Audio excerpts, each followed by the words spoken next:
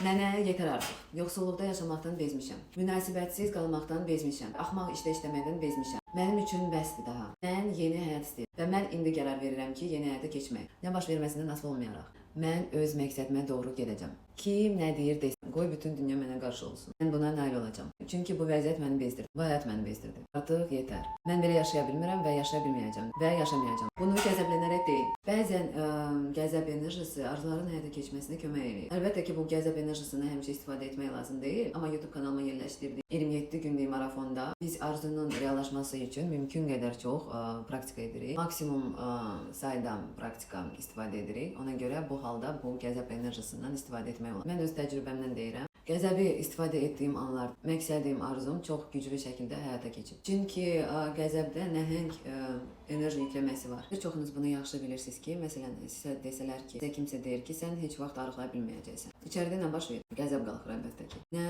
Necə yəni arıqlamayacaq? Mən sənə sübut eləyəcəm ki, necə arıqlamaq olur. Birinci növbədə özümə sübut eləyəcəm o arıqlamağı. Mən sənə sübut eləyəcəm, mən sənə göstərəcəm deyirik. İndi təsəvvür edin ki, mən sizə deyirəm. Səndə heç nə alınmayacaq. Elədiyin boş cəfəngiyat. Sən zəifsən, səndə heç nə alınmayacaq. İndi ayağa qalxın, mənə baxın və deyin. Sən nə danışırsan? Necə yəni alınmayacaq? Məndə alınacaq. Mən hamıya sübut eləyəcəm ki, bu məndə olacaq, bu məndə alınacaq. Mən sənə sübut eləyəcəm ki, bu alınacaq. Görəsən. Əlbəttə ki, biz qəzəbdə yaşamırıq. Biz onu qısa müddətli enerji impulsu kimi istifadə edirik.